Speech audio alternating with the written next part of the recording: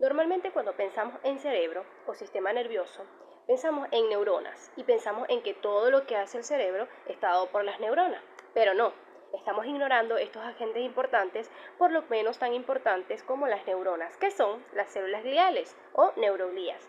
Las células gliales se definen en parte por lo que no tienen, es decir, axones, potenciales de acción y potenciales sinápticos. La palabra glía significa pegamento en griego.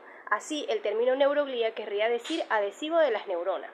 Este término fue dado por Rudolf Virchow porque pensaba que estas células servían de adhesivo para las neuronas, que las unían para formar el tejido nervioso. Así, la principal función de estas células gliales sería, en este caso, proporcionar el apoyo físico como se ve en esta diapositiva.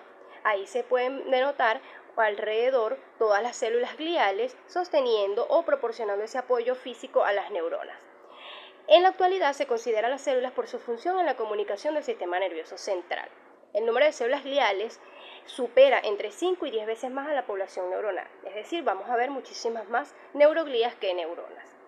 Entonces, las funciones de las células gliales son muchísimas, pero acá vamos a mencionar las más importantes. Primero tenemos las funciones de soporte estructural. Soporte estructural es importante ya que ella me va a generar una estructura concisa en la cual se van a sentar todas las neuronas y de esta manera van a facilitar la sinapsis. La segunda función importante es que van a controlar los nutrientes que vamos a tener en nuestro medio para las neuronas.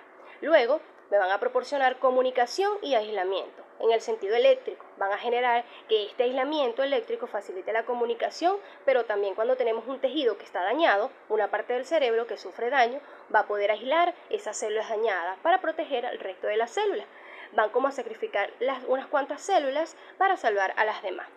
Luego, tenemos que estarán implicadas en los procesos de limpieza y protección, o sea, las células van a quitar todos esos productos de desecho, van a limpiar incluso células muertas para que en el cerebro y sistema nervioso funcione de manera adecuada. Luego, tenemos que clasificar a las células gliales. Para clasificar a las células gliales, primero debemos mencionar que se clasifican en células gliales del sistema nervioso periférico y células gliales del sistema nervioso central. Las células del sistema nervioso periférico son las células satélites y las células de Schwann. Las células del sistema nervioso central son los oligodendrocitos, los astrocitos y las microglías, como podemos observar en este esquema. Luego, ahora vamos a empezar a desarrollar lo que son las células del sistema nervioso periférico. Ok, empezamos por las células de Schwann. Las células de Schwann son las células que aportan mielina al sistema nervioso periférico, igual que los oligodendrocitos, que se los explicaré más adelante. Pero en este caso, cada célula forma un segmento de vaina de mielina de 1 milímetro de largo. La vaina asume su forma conforme a la lengüeta interna de la célula de Schwann. Gira alrededor del axón, imaginémonos un cable eléctrico, ¿verdad? Enrollándose alrededor del axón, formando esa capa concéntrica. Los intervalos entre los segmentos de mielina se llaman nodo de Ranvier, como podemos ver en esta diapositiva. Ahí vemos, ¿verdad? Como les expliqué hace rato, imaginémonos el cable eléctrico, ahí se ve cómo se va enrollando alrededor del axón, es decir, va a formar una capa de mielina en un único axón. Y ahí se pueden denotar los nodos de Ranvier también. Luego, podemos decir que también tienen función de eliminar los desechos de otras células y de guiar el crecimiento de los axones, proporcionando también soporte. Hablemos ahora sobre las células satelitales. Las células satelitales son células gliales que cubren la superficie de los cuerpos celulares de las neuronas en los ganglios del sistema nervioso periférico. Por tanto, se encuentran en los ganglios sensoriales, simpáticos y parasimpáticos. Tanto las células gliales satélites como las células de Schwann, las células que envuelven algunas fibras nerviosas en el sistema nervioso periférico, se derivan de las crestas neurales del embrión durante el desarrollo. El cuerpo celular se denota por la región que contiene un único núcleo grande, extremadamente grande, como se ve ahí. Cada lado del cuerpo celular se extiende hacia afuera, ¿verdad? Hacia afuera, entonces formando procesos perineurales. La región que contiene el núcleo tiene el mayor volumen de citoplasma. A pesar de su forma aplanada, las células gliales satélites contienen todos los organelos comunes necesarios para producir productos celulares y mantener el entorno homeostático. Ahora hablemos sobre las células del sistema nervioso central. Comencemos por los astrocitos.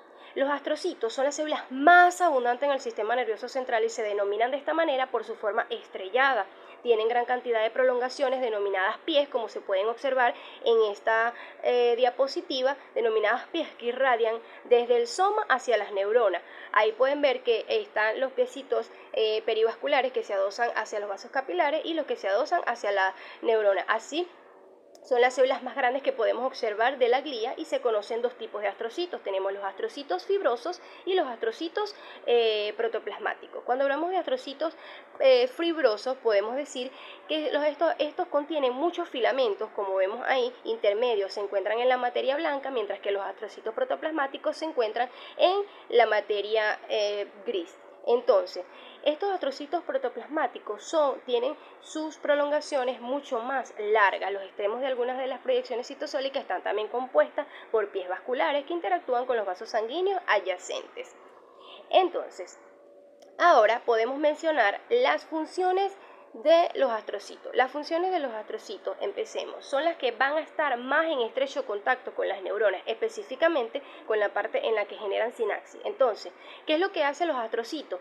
En esa unión, una vez que se libera el neurotransmisor, el astrocito es el encargado de metabolizarlo y recapturarlo. Además de esto, el astrocito puede producir moléculas antioxidantes que van a proteger a las neuronas y van a controlar que las concentraciones de todas las soluciones, potasio, energía, oxígeno cerca de la neurona, sean adecuadas para generar un buen funcionamiento.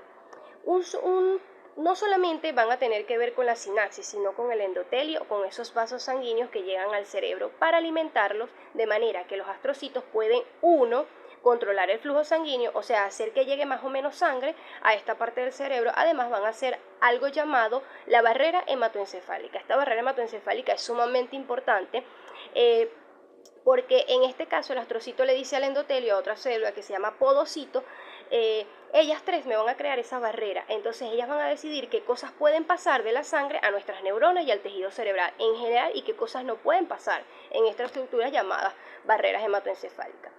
Ahora hablemos un poco sobre los oligodendrocitos. Los oligodendrocitos son pequeños, con pocas prolongaciones, son estructuras que envuelven algunas axones neuronales para formar una capa aislante conocida como vaina de mielina. Como les mencioné, en el sistema nervioso periférico existe la célula de Schwann que también me generaba la capa de mielina.